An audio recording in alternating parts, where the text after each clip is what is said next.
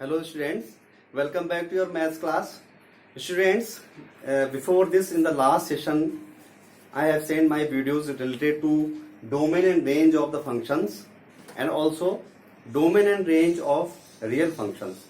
But what I thought in my mind is that I should discuss separately both the concept of domain and range with you so that you can clear your concept about domain and range in a very easy way.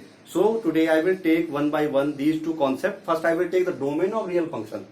Student, you know that a real function means when domain of any function is real value, or you can say set of real number or subset of real number, that is called real function. Okay, or you can say when both domain and range of any function is real number or set of real number or subset of real number, that type of function is called real valued function and real function.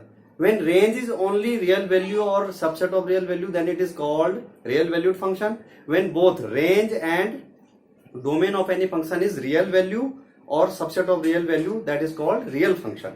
Okay, so basically we will discuss the domain and range of real valued function. It means range is real value or subset of real value. Okay, so first of all I will discuss domain of real function. Actually mathematically how we will find out, we will see some examples here, good examples here, so that you can clear your concept about domain of the real function.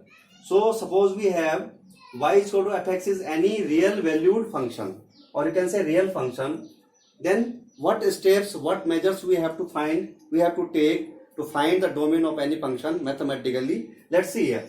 So first key point you have to note in your mind is that for input, that is input for any function is the value of x. It means x is nothing but domain of the function. For the domain of the function, that is input, that is x, all the values of fx must be defined. That is fx gives a valid answer. It means to find the domain of any function, that is to find the value of x, the value of fx must be well defined or must be valid or must be defined, or it must be fx must be a real number. Okay, second thing is that if anyhow you have given denominator, so that denominator should not be equal to 0. And third thing is there, if anyhow you have given some algebraic expression with radical sign, with square root sign, then two conditions we have to keep in our mind. First condition is there, if in numerator, if this expression with square root is in numerator, then we always put a condition there that expression should be greater or equal to 0.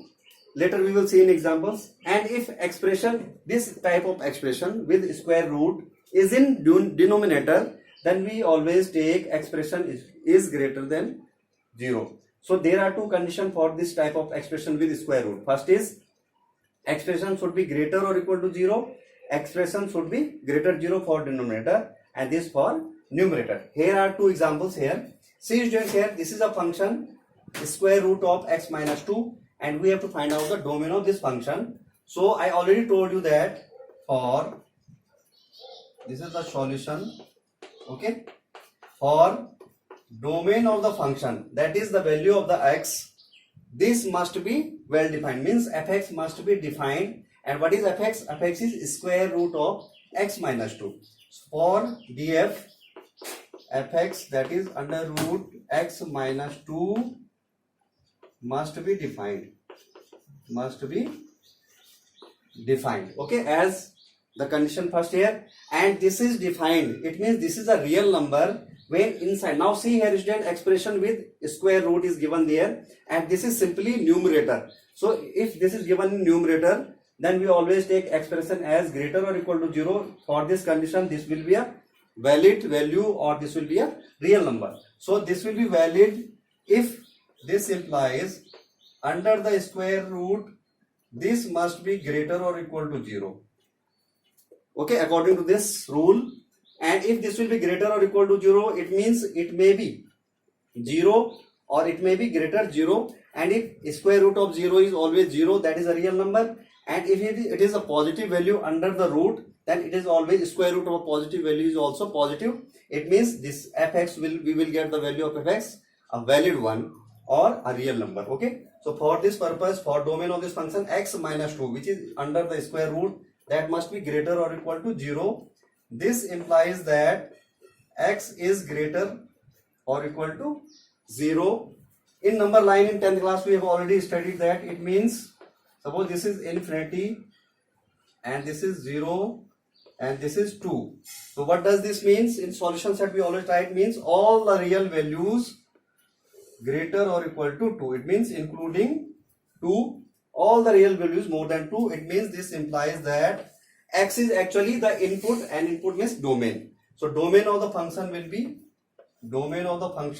will be all the real values more than 2 and including 2. So this will be your answer. Okay, now we will see the second one. See students, here again this is a function. Which type of function? When denominator is containing something algebraic expression under the root, means second condition, means this type of expression with square root is in denominator. So for this purpose, for domain solution here, we have to find out the domain. For domain of the function, this fx must be defined. Fx must be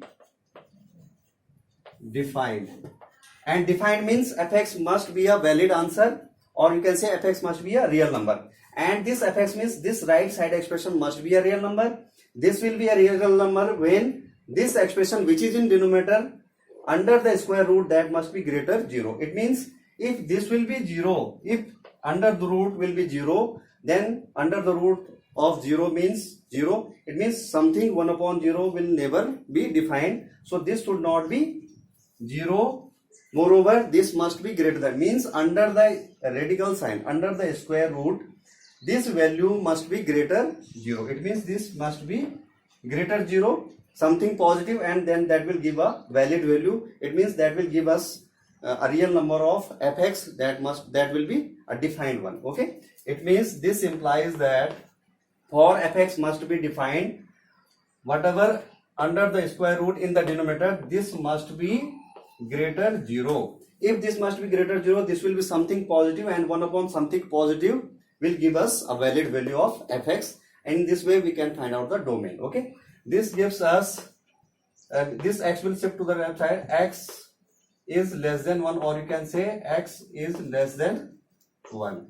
Okay, and in real number 9, you can say that if this is 1, this is minus infinity, so all the real values including 1, this will be the right expression for this. Therefore domain of the function will be the input, or you can say the value of x, and the value of x is all the real number less than 1, all the real number less than 1. But students, see here, 1 is not included here. It means here simply follow, and all the values less than 1. It means I put here small bracket and up to minus infinity. Okay, this I got here minus infinity to 1, all the real values less than 1 will be the domain of the function for which fx is defined. And while finding out the domain, you don't need to plot this real number line, so this is not needed. This I draw here for your understanding. Okay, so that you can easily understand this. So in this way you can find out the domain of the given function whenever it is given in algebraic expression, something in square root. So separately you can understand these two examples. Okay, more examples we will do again. Okay.